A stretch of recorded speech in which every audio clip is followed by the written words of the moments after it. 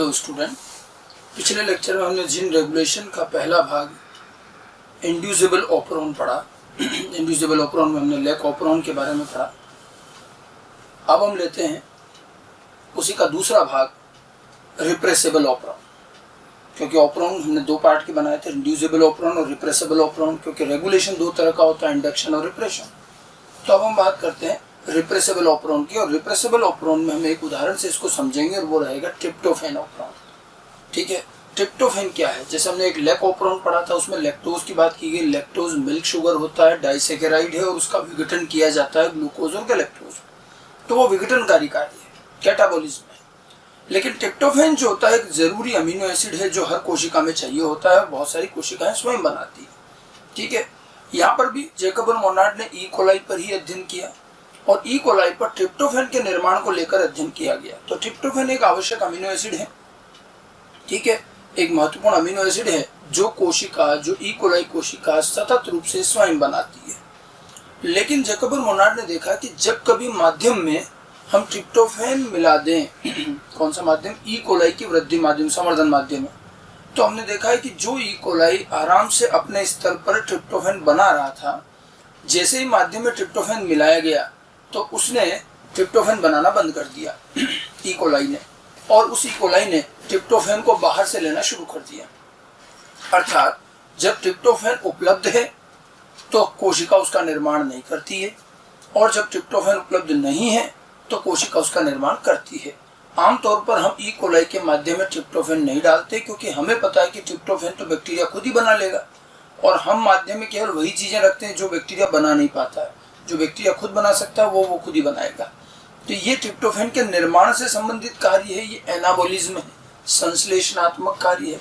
तो repressible operon में tryptophan operon की बात करके इसका भी नियंत्रण समझेंगे कि कैसे एनाबोलिक प्रोसेस भी नियंत्रित होते हैं।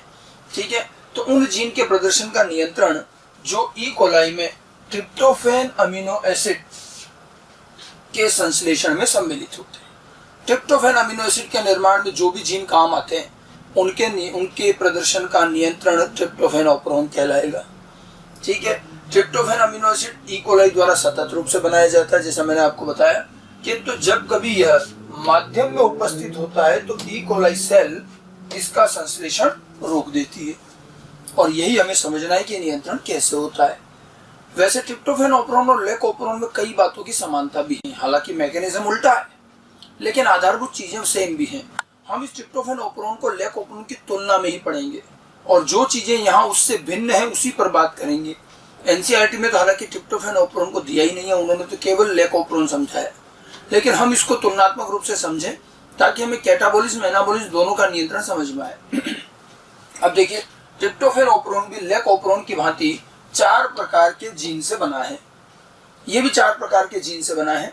पहला जीन है यहाँ पर वही जो मैंने आपको 4 प्रकार के जीन बताए थे, तो पहला जीन वही संरचनात्मक जीन, स्ट्रक्चरल जीन। अब लैक ऑपरॉन में स्ट्रक्चरल जीन कितने थे? 3, लेकिन यहाँ होते हैं 5 प्रकार के। तो जो अंतर है, जो भिन्नता है, उस पर बात करें तो यहाँ संरचनात्मक जीन 5 प्रकार के हैं, और उनको उल्टे क्रम में लिखा जाता है EDCBA। ये स्टैंडर्ड फॉर्मेट बना रखा है, तो अपने को भी यही मानना है। ठीक है, 5 प्रकार के जीन है। जब इनका ट्रांसलेशन होगा तो कितने प्रकार के पॉलीपेप्टाइड बनेंगे? हर जीन से एक पॉलीपेप्टाइड। तो ये पांचों जीन 5 प्रकार की पॉलीपेप्टाइड श्रृंखला बनाएगा।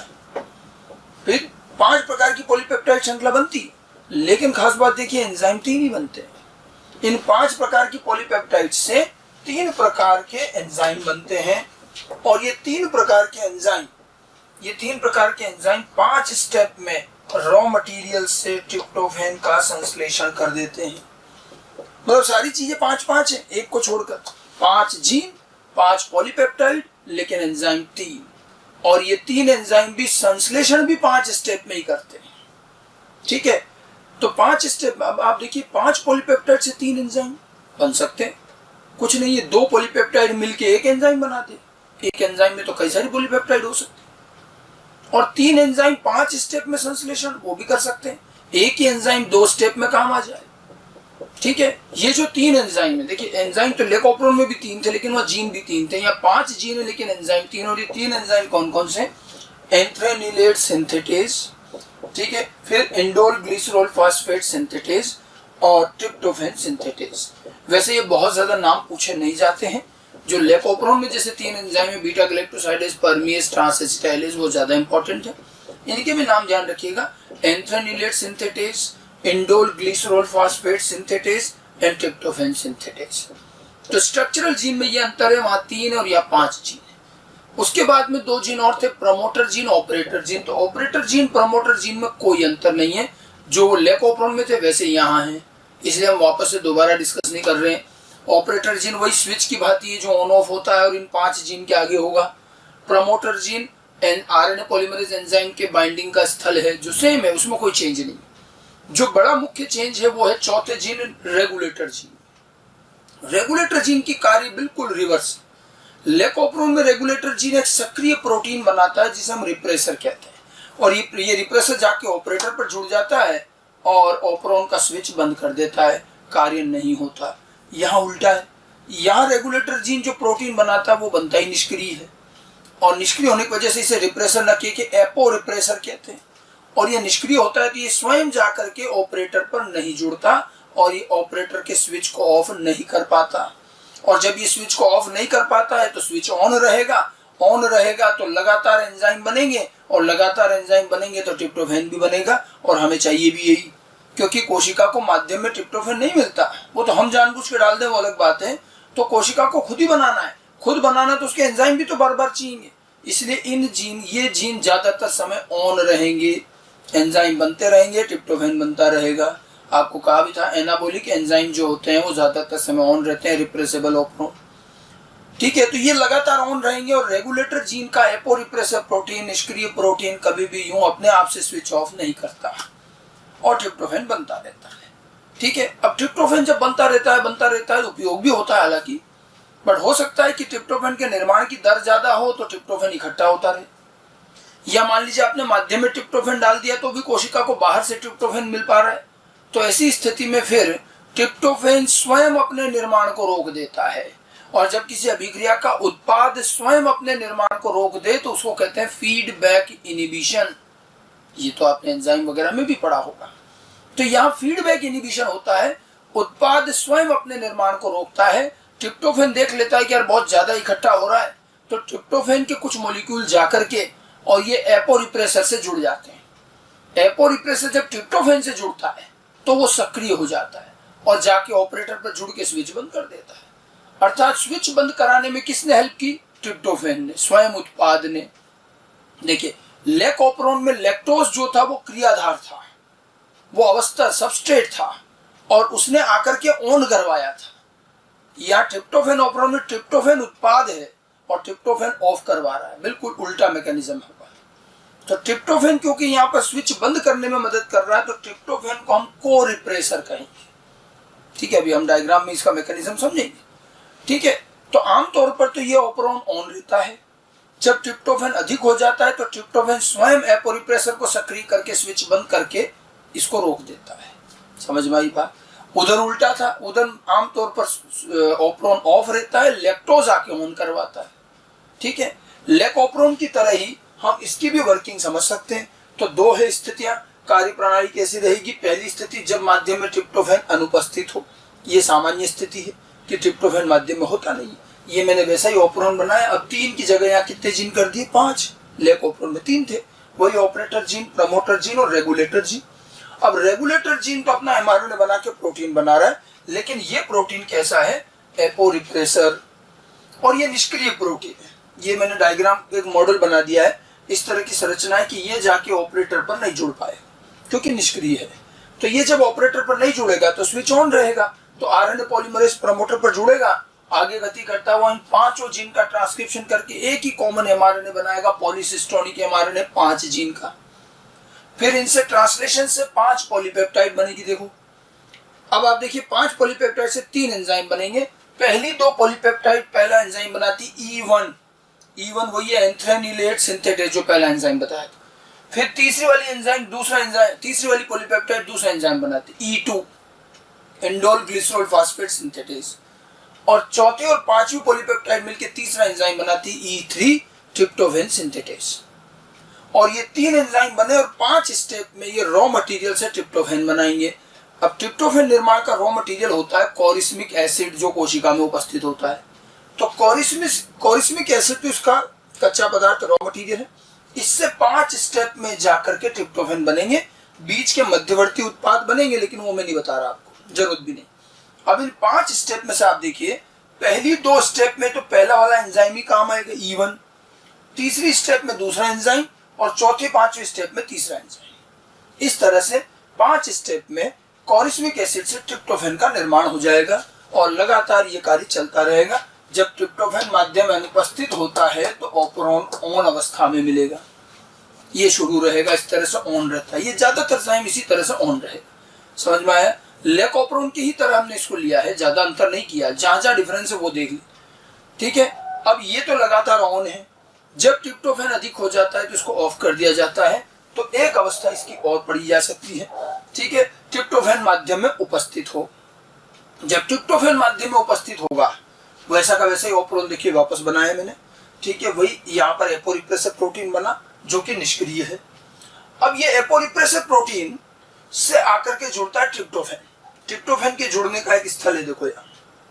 जैसे ट्रिप्टोफैन इससे जुड़ता है तो ये सक्रिय हो जाता है और इसकी संरचना अब ऑपरेटर पर जुड़ने लायक हो जाती है, कि ये जाके ऑपरेटर पर जुड़ जाता है, ठीक है। ट्रिप्टोफैन को हम यहाँ पर क्या कहेंगे? कोरिप्रेसर, क्योंकि ये बंद करने में, रोकने में मदद कर रहा है, तो कोरिप्रेसर। और ये एपोरिप्रेसर, तो ये क्या कहलाया? एपोरिप्रेसर कोरिप्रेसर कॉम्प्लेक्स। और ये सक्रिय हो गया, वो निष्क्रिय था, ये सक्रिय हो गया और जाके जुड़ गया। जैसे ऑपरेटर पर जुड़ा तो स्विच बंद हुआ तो आरएनए पॉलीमरेज में प्रमोटर पे बाइंड नहीं होगा। तो इन सारे जीन का कोई ट्रांसक्रिप्शन नहीं, कोई ट्रांसलेशन नहीं, कोई एंजाइम नहीं बनेगा और ट्रिप्टोफैन निर्माण रुक जाता है।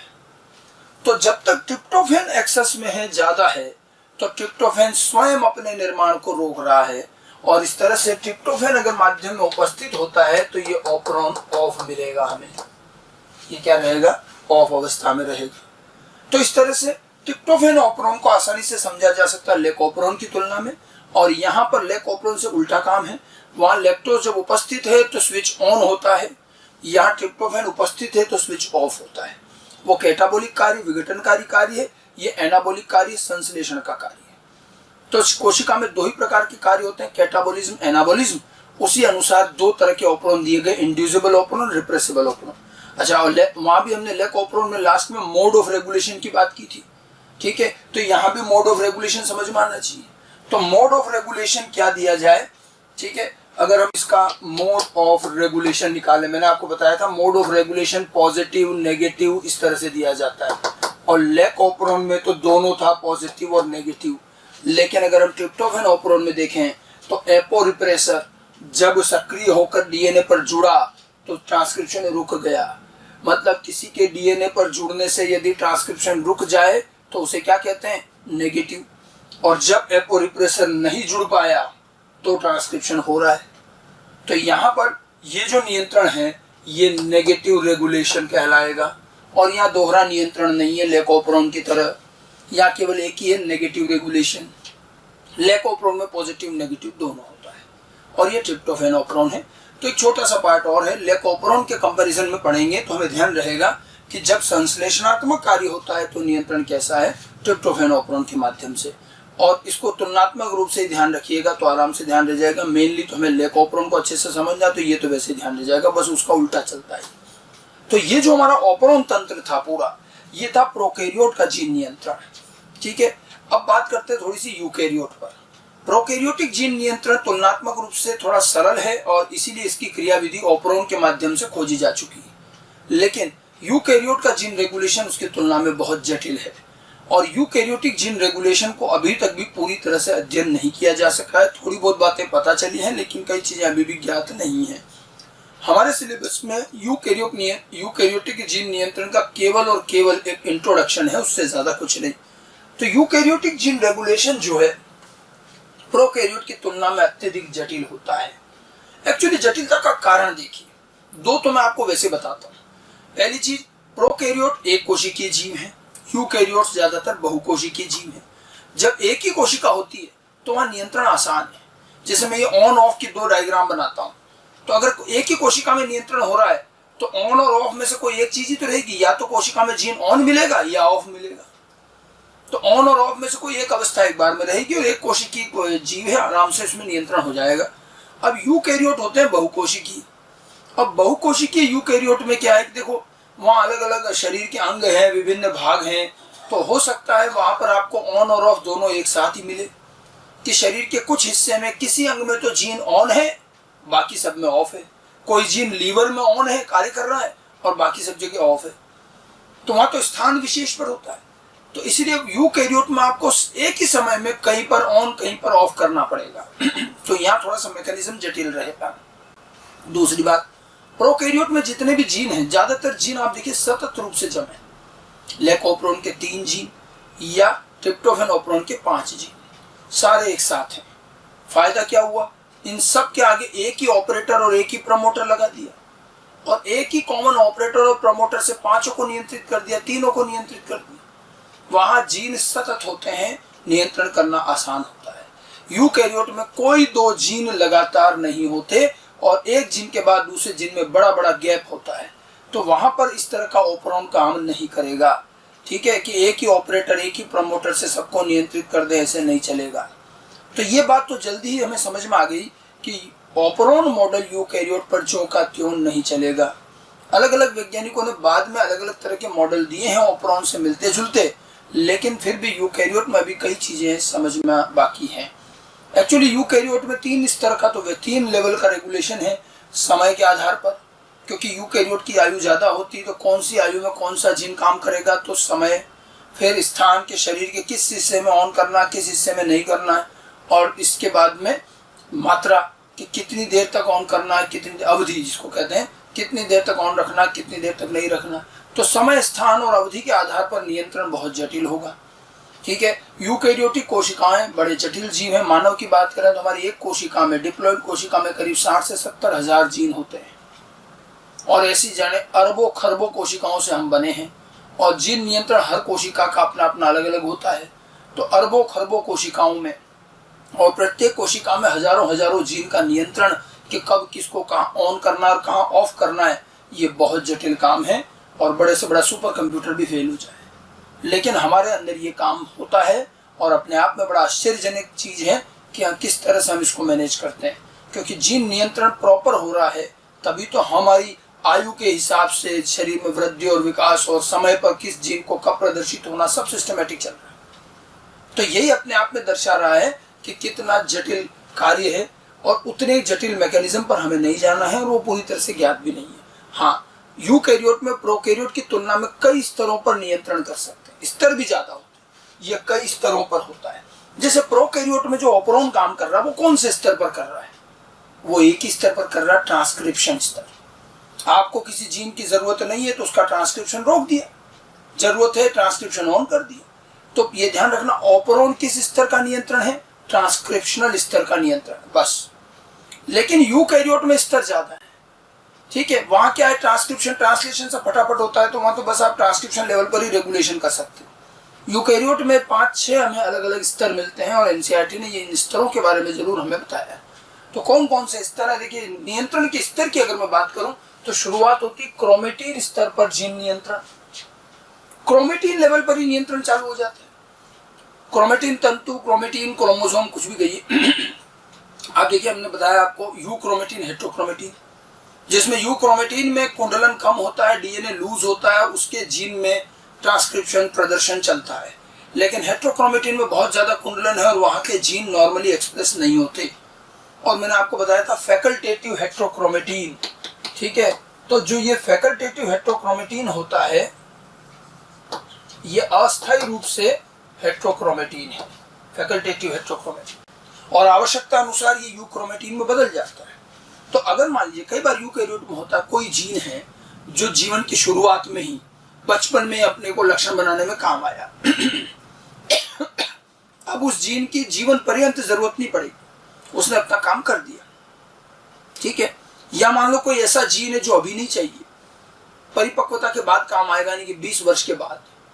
तो ऐसे जो जीन होते हैं जो कई कई वर्षों तक हमें नहीं चाहिए, उनके लिए तो नियंत्रण हम क्रोमेटिन स्तर पर ही कर देते हैं। जिस जीन को कई वर्षों तक हमें जरूरत नहीं पड़ेगी, उस पर खूब सारा स्टोन लगा के उसका कुंडलन करके पैक कर देते हैं, हेट्रोक्रोमेटिन बना देते हैं। जब उसकी जरूरत होती है तो कुंडलन वापस खोलते हैं, स्टोन कम करते हैं, वो यूक्रोमेटिन बन जाता है और सक्रिय हो जाता है।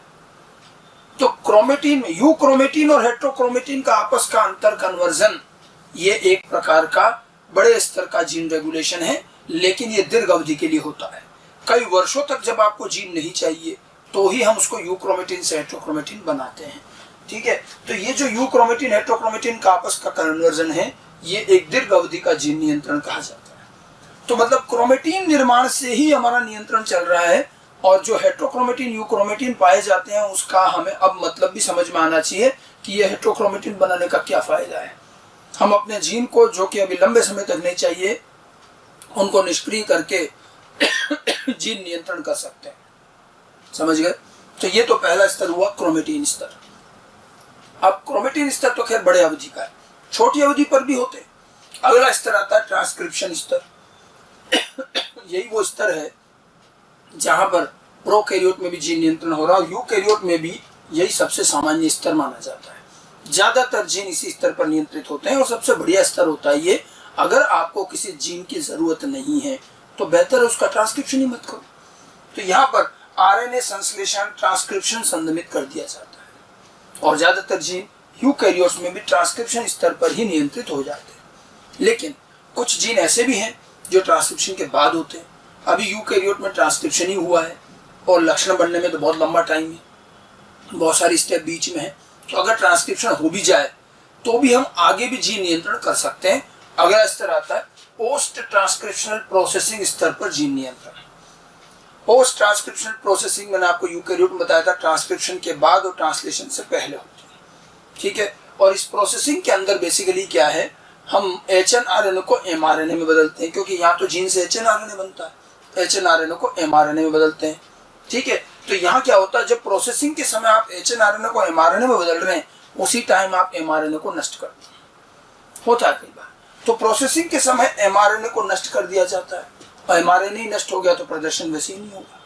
तो या तो ट्रांसक्रिप्शन पर ही रोक दो, या नहीं तो फिर जब प्रोसेसिंग हो रही है, आरएनए बन रहा है, एमआरएनए, उस समय मार दो, उसको खत्म कर दो, तो भी रोका जा सकता है। इसके बाद का अगला लेवल एक और है, अगला लेवल है ट्रांसपोर्ट स्तर पर जीन नियंत्रण। अब देखिए, अगर प्रोसेसिंग हो गई तो एचएनआरएनए से एमआरएनए बन गया। अब ये एमआरएनए तो केंद्रक में है, केंद्रक छिद्रों से होता हुआ ये एमआरएनए कोशिका द्रव्य में भेजा जाता है, वहां जाकर ट्रांसलेशन होगा। तो हमारे पास एक नियंत्रण और आया कि चलिए मान लो एमआरएनए बन भी गया, प्रोसेसिंग भी हो गई, तो केंद्रक झिल्ली के ये छिद्र बंद कर दो। केंद्रक छिद्र को बंद किया जा सकता है, ठीक है, वाल्व की तरह होते हैं। तो अगर हमने ये छिद्र बंद कर दिए तो एमआरएनए का परिवहन नहीं हो पाएगा, और परिवहन नहीं होगा तो एमआरएनए केंद्रक में ही रहेगा, और उससे बाद में वापस नष्ट हो जाता है। तो ये भी एक तरीका है नियंत्रण का।